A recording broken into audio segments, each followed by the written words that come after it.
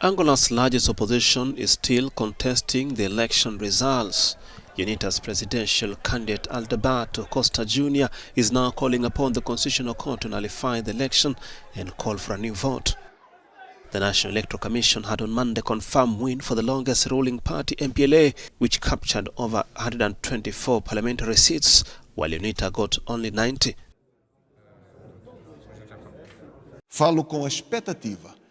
I speak with expectation that the National Electoral Commission, as well as the Constitutional Court, will truly carry out their functions in strict respect for the Constitution and law.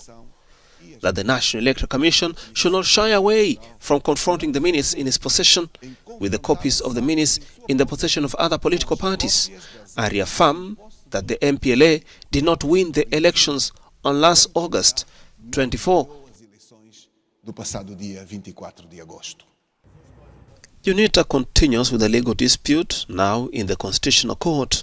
The Angolan Electoral Observatory on Thursday presented their preliminary report on the election that integrated over 61 non-governmental organizations that included the Catholic Mission Church, the Evangelical Congregation of Angola, the Evangelical Baptist churches in the entire country.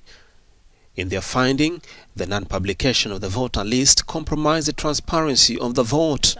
We are in a situation where the candidates are questioning and claiming that the results done by the Electoral Commission are not true. The citizens also are not believing in this decision of the Electoral Commission. They are not believing that these are the true results. The Commission also believes that their results are true. And to the candidates, the solution is in the court. It is now a matter of access to justice, but for the citizens, it's a matter of perception. The challenge is before the institutions like the Electoral Commission, the court itself, the political parties, and they need to respond to this context. Euronews contacted the National Electoral Commission, which declined to comment regarding the election results because they were posted on the polling stations. The slightly more than 100 observers noted that the voting activities, particularly in urban areas, went through without any problem and that the atmosphere in those areas were calm.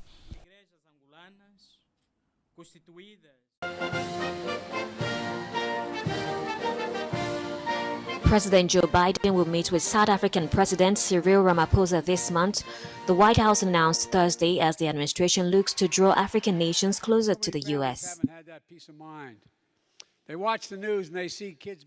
Biden and Ramaphosa, who spoke by phone in April, are expected to focus their talks on trade and investment, infrastructure, climate and energy, public health, and South Africa's leading role on the continent.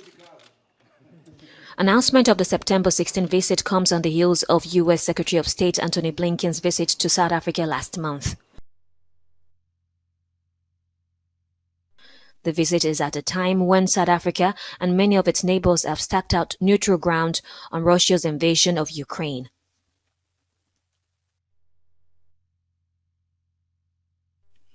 South Africa abstained in a United Nations visit to condemn Russia's action, and Ramaphosa has avoided any criticism of Russia and instead has called for a mediated peace.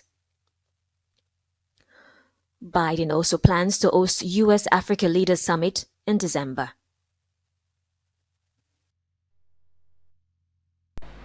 Kenya's Supreme Court Friday continued hearing arguments and challenges to the presidential election. Deputy President William Ruto was declared winner of the disputed election, but the court must now rule on all challenges by the end of Monday. The court had asked that we demonstrate with examples in real time how the Form 34A was interfered with or could be interfered with.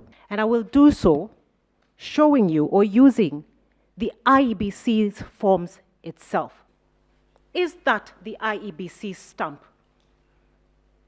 It's on the IEBC portal, looking like it's been superimposed over another stamp. The peaceful election turned chaotic in the final minutes before the declaration when the Electoral Commission split. The petition singles out Commission Chairman Wafula Chebukati, who declared Ruto the winner. By the morning of the 15th, letters had been issued by the returning officer of the presidential election, Mr. Chebukati, to all the presidential candidates and members of their family to be at the National Tallying Center for the declaration of results at 3 p.m. on that day. And my client already had received that invitation. I believe the other presidential candidates had those letters. Losing opposition candidate Raila Odinga is among those challenging the result. Odinga asserts that the process was marked by criminal subversion and is seeking that the outcome be nullified. New UNESCO data shows that 244 million children and youth between the ages of 6 and 18 worldwide are still out of school. UNESCO calls for collective mobilization to ensure that the right of every child to access quality education is respected. Out of the 444 million children not in school, more than 40% or 89 million of them live in sub-Saharan Africa, including Nigeria, 20.2 million, Ethiopia, 10.5 million, the Democratic Republic of Congo, 5.9 million, and Kenya, 1.8 million, according to the United Nations Educational, Scientific and Cultural Organization. While more girls are out of school than boys in year 2000, the gender gap has narrowed to 0, even if regional disparity persists. With UNESCO's help, 90% of countries have now set national benchmarks to access progress towards quality education for all by 2030, including on out-of-school rates. A time in the life of every nation when it comes to a crossroad and must choose. The documentary Bobi Wine, Ghetto President, a behind-the-scenes look at Wine's transition from reggae star to Ugandan presidential candidate. I pray that they clear his name and he's set free.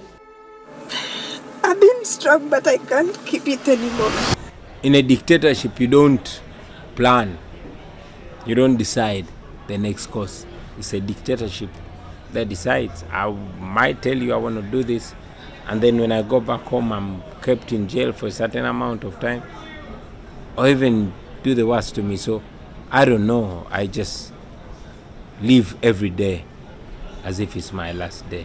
Wine, whose real name is Robert Chagulanyi Sentamu, was the main challenger in the 2021 vote against longtime leader Yoweri Museveni. The elections were just a little part of Wine's travails. I hope that as many people as possible in the Western world, Europe and America, can watch this film.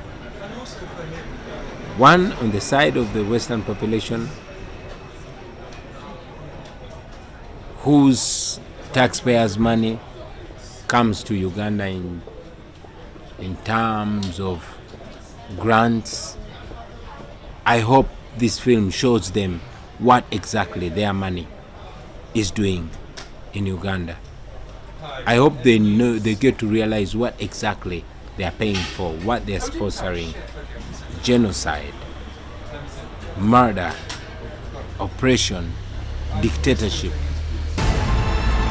Detained and harassed multiple times ahead of the vote, Wine's story has led to many roles, including the fight for freedom. Speaking at the Venice International Film Festival, Wine says he hoped the film causes the international political community to reflect. We are not going to stop. We are not going to give up. We must get our freedom or we shall die trying. Bobi Wine, Ghetto President, now shows out of competition at this year's Venice Film Festival. Baby.